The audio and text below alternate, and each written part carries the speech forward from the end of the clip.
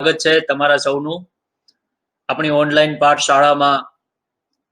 તમે સાહિત્ય અને પર્યાવરણનું જે પેપર ભણવાના છો તેમાં સૌથી પહેલું જે યુનિટ છે એ છે પર્યાવરણનો અર્થ અને પર્યાવરણની વિભાવના.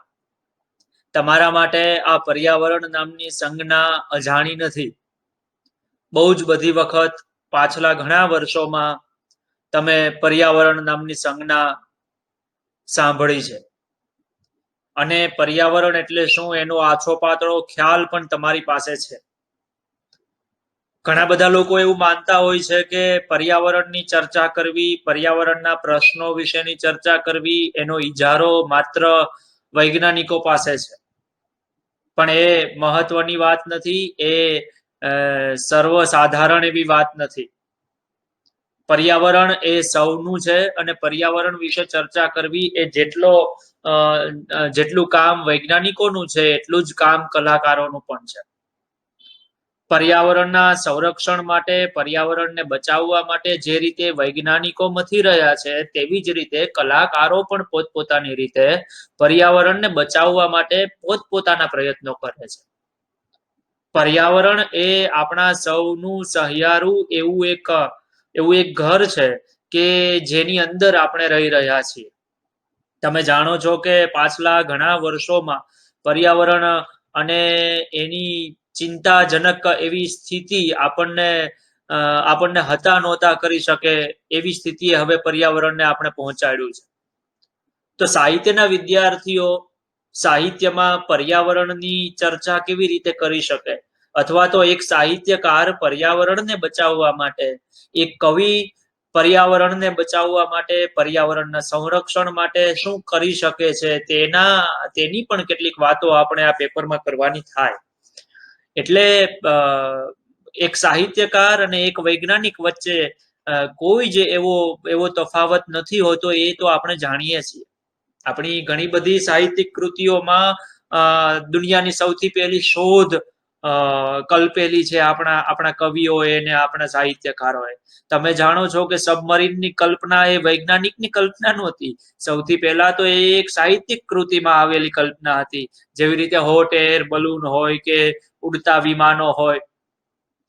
પર્યાવરણના સંરક્ષણની વાતો સાહિત્યકારો પણ કરતા હશે. ગઈકાલે આપણે વાત કરી કે પર્યાવરણ લક્ષી કવિતા અને પ્રકૃતિ લક્ષી કવિતા બંને જુદી વસ્તુ છે.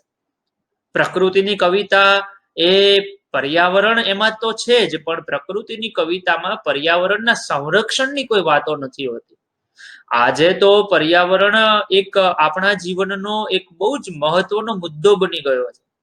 પર્યાવરણને યોગ્ય રીતે સાચવવામાં નહીં આવે તો હવે પછીના 1000 વર્ષમાં માનવ જીવન હશે કે કેમ, એના વિશેના પણ કેટલાક પ્રશ્નો વૈજ્ઞાનિકોને થયા છે.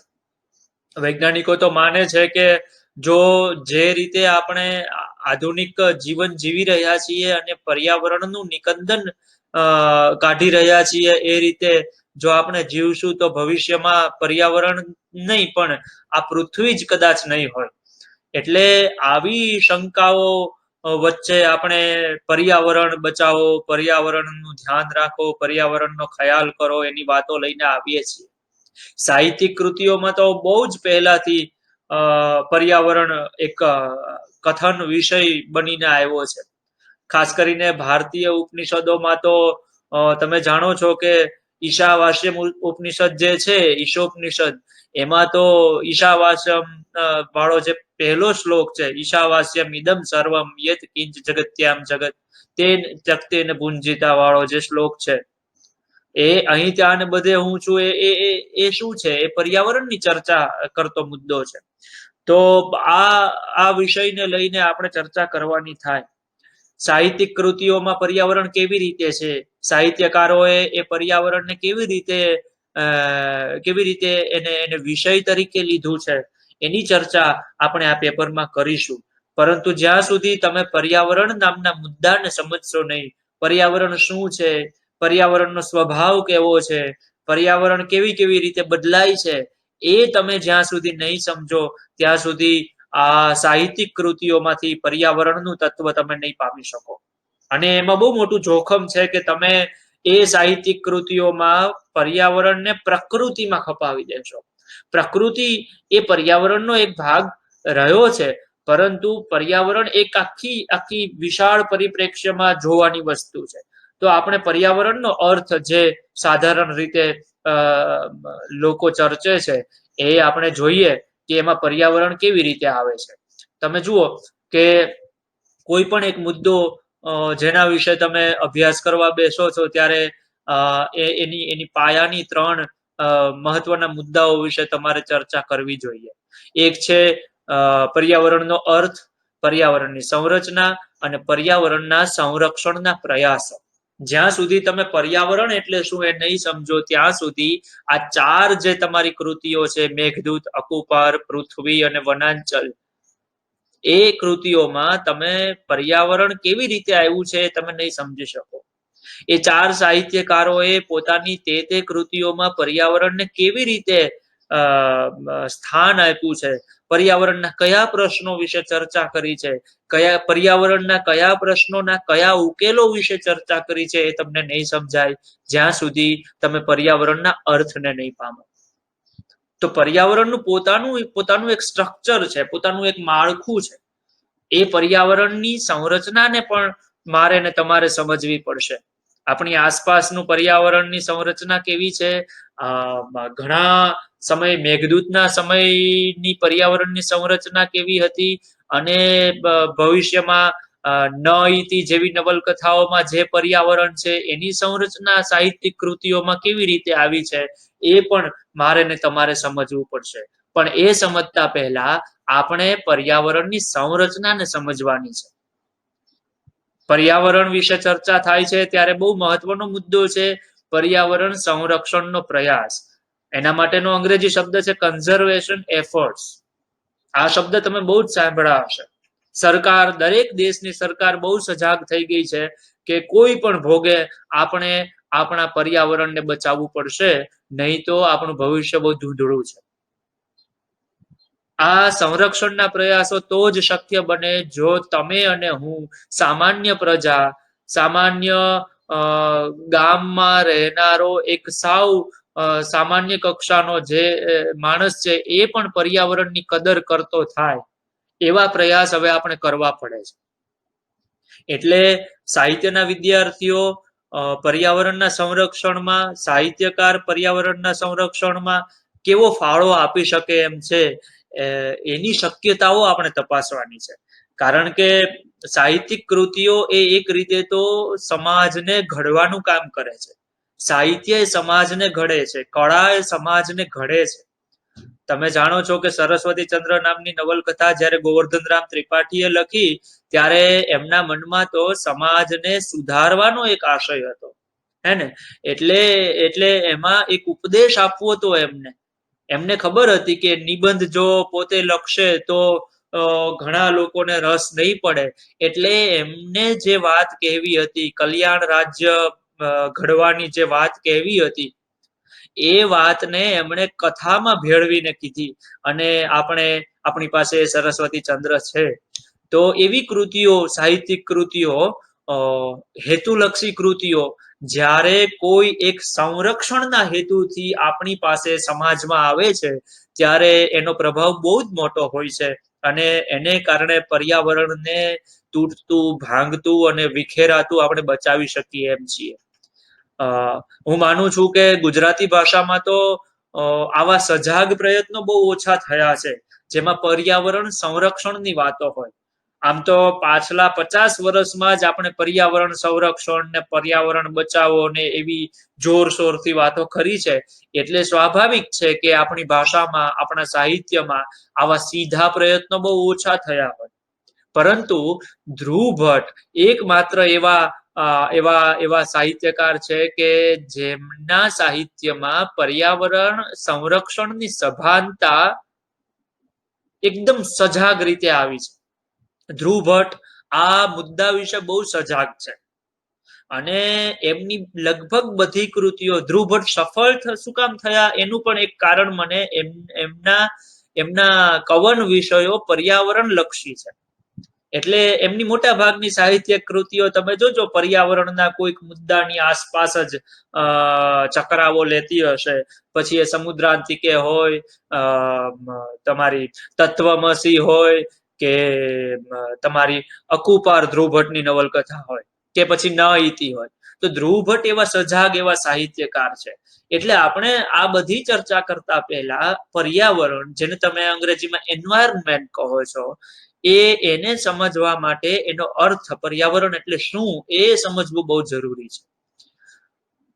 તમે જાણો છો કે પર્યાવરણ શબ્દ એ બે શબ્દોથી બનેલો છે, પરી વત્તા આવરણ. પરી અને આવરણ. પરી એટલે આપણી ચારે તરફ, આપણી ચોપાસ. આવરણ એટલે એક પ્રકારનું પડ, એક પ્રકારનું પડળ. અને મારા હાથમાં જે પેન છે એની આસપાસ એક ચોક્કસ પ્રકારનું આવરણ છે. એની એક બાજુ હું છું, એની સામે બાજુ તમે છો, જમણી બાજુ કોઈ બીજી વસ્તુ છે, ડાબી બાજુ કોઈ બીજી વસ્તુ છે. તો દરેક સૃષ્ટિમાં રહેલું દરેક વસ્તુ, દરેક અણુ, દરેક તત્વ કોઈક ને કોઈક આવરણથી ઢંકાયેલું છે. હે આ જે ઢાંકણ છે એ તે તત્વની રક્ષા કરે છે. તો એ આવરણ વિના, ઢાંકણ વિના તો કોઈ સંરક્ષાયેલું નથી. માના ગર્ભમાં બાળક 9 મહિના સુધી રહેતું હોય અને પછી તમે એમ કહો કે એનો જન્મ થાય છે ત્યારે એ અવતર્યું, તો હું તો એવું કહીશ કે માના ગર્ભમાં એ પહેલા તો હતું જ, એનું અવતરણ તો પહેલા થઈ જ ચૂક્યું છે.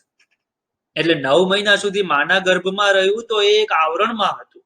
એ આવરણમાંથી નીકળીને, એ પર્યાવરણમાંથી નીકળીને એ બાળક બીજા બહારના કોઈક પર્યાવરણમાં આવે છે. તો આ જે સ્થાન ફેર થયો એ પર્યાવરણમાં સ્થાન ફેર થયો છે. ગર્ભનું પર્યાવરણ અને ગર્ભની બહારનું પર્યાવરણ, આ આવરણો છે. હું અને તમે બધા આવા એક આવરણની નીચે રહીએ છીએ. અને એ આવરણમાં જ્યારે મુશ્કેલીઓ આવે છે, એ આવરણમાં જ્યારે છિદ્રો પડે છે, ત્યારે આપણને મુશ્કેલી નડે છે. એટલે તમે જાણો છો કે તમે બહુ સાંભળ્યું છે કે ઓઝોનમાં ગાબડું પડ્યું, અને આમાં ગાબડું પડ્યું, ને ક્લાઇમેટ ચેન્જ થયા, અને સૌથી વધુ તાપમાન આ ઉનાળે થયું, ને આ બધી વાતો આપણે સમયાંતરે કરવાના છીએ. પણ પર્યાવરણ નામનો જે શબ્દ છે એ શબ્દનો સાદો અર્થ થાય છે પરી વત્તા આવરણ, ચારે તરફ ઘેરાયેલું. તો આ પૃથ્વી ઉપર જીવિત, અજીવિત બધી વસ્તુઓ, જીવિત અને જેનામાં જીવ નથી એ બધી વસ્તુઓ કોઈક ને કોઈક આવરણથી રક્ષિત છે. શબ્દ છે એક એન્વાયરમેન્ટ. આ પણ પર્યાવરણને અનુસંગે પર્યાવરણની જ અર્થ છાયાઓ વાળો એવો અંગ્રેજી શબ્દ છે. એનો સ્પેલિંગ તમે જુઓ, ENVIRONMENT. એમાં પાછળના 4 અક્ષર જો તમે કાઢી નાખશો, MENT, તો એક શબ્દ બચશે એન્વાયર. હવે આ એન્વાયર શબ્દ છે એ મૂળ તો ફ્રેન્ચ ભાષાનો શબ્દ છે. અને એ ફ્રેન્ચ ભાષાનો શબ્દ છે એનો અર્થ થાય છે ચો તરફથી ઘેરાયેલું, એટલે કે ઘેરાવ. ફ્રેન્ચમાંથી અંગ્રેજીનો એ શબ્દ બન્યો છે, જે આપણા પર્યાવરણ નામના શબ્દ જેવી જ અર્થ છાયાઓ ધરાવે છે. આ એન્વાયરમેન્ટ શબ્દ સાથે એની નજીકનો એક શબ્દ છે સરાઉન્ડિંગ. SURROUNDING. આ સરાઉન્ડિંગ શબ્દ પણ તમે ઘણી બધી વખત સાંભળ્યો હશે. તમે ફિલ્મમાં જોવા ગયા હશો ટોકીઝમાં કે મલ્ટીપ્લેક્સ થિયેટરમાં, ત્યાં તમે ક્યાંક બોર્ડ વાંચ્યું હશે, એમાં લખ્યું હશે કે સરાઉન્ડિંગ ડોલ્બી સાઉન્ડ. એવી તમને ફેસિલિટીઝ આ થિયેટર આપે છે. તો સરાઉન્ડિંગ ડોલ્બી સાઉન્ડ એટલે કેવી સાઉન્ડ સિસ્ટમ જે તમને ચારે તરફથી સંભળાવે છે, ઝીણામાં ઝીણા અવાજો સંભળાવી શકે છે, એવી મ્યુઝિક સિસ્ટમ એમની પાસે છે. સરાઉન્ડિંગ, ચારે તરફ ઘેરાયેલું. તો આ શબ્દ પણ તમારે ધ્યાનમાં રાખવા જેવો છે. એટલે પર્યાવરણ, એન્વાયરમેન્ટ અને સરાઉન્ડિંગ. પર્યાવરણથી કોણ ઘેરાયેલું છે એવો પ્રશ્ન આપણને થાય. તો એનો જવાબ છે જે જીવધારી છે. આ પૃથ્વી ઉપર જેમણે જન્મ ધારણ કરેલો છે, જેનામાં જીવ છે, અંગ્રેજીમાં એના માટેનો એક સરસ મજાનો શબ્દ છે લિવિંગ એલિમેન્ટ્સ, LIVING. જે જીવધારી છે એ બધા પર્યાવરણથી રક્ષિત છે. એટલે પર્યાવરણ એક પ્રકારનું બ્લેન્કેટ છે, એક પ્રકારનો ધાબળો છે. આપણને ઠંડી લાગે તો આપણે જુદા જુદા બ્લેન્કેટ ઓઢતા હોઈએ.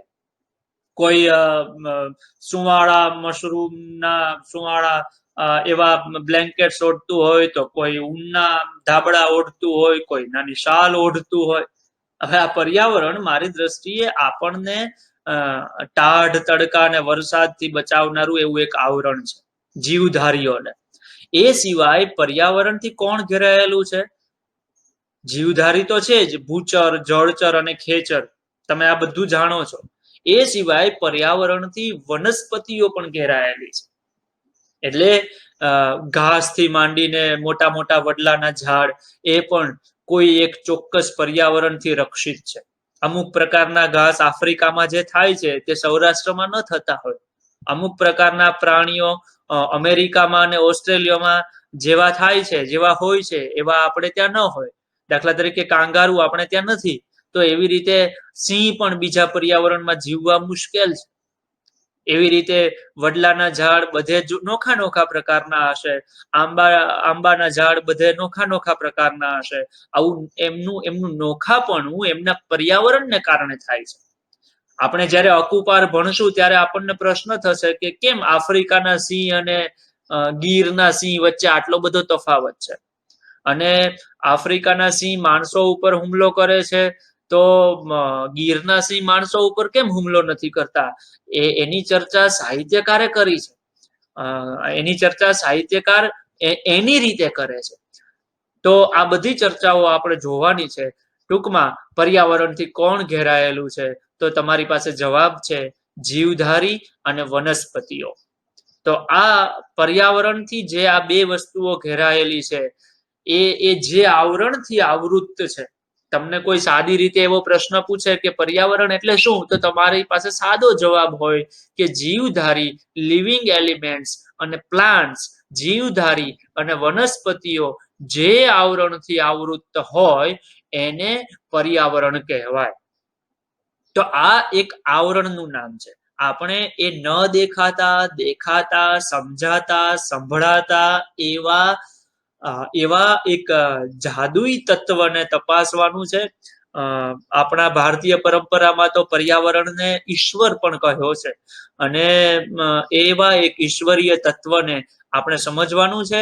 અને સાહિત્ય કેવી રીતે પર્યાવરણના સંરક્ષણમાં મદદરૂપ થઈ શકે એની પણ ચર્ચા આપણે કરવાની થાય છે. મને લાગે છે કે આટલી સાદી સમજ તમારી પાસે હોવી જોઈએ. સૌનો આભાર.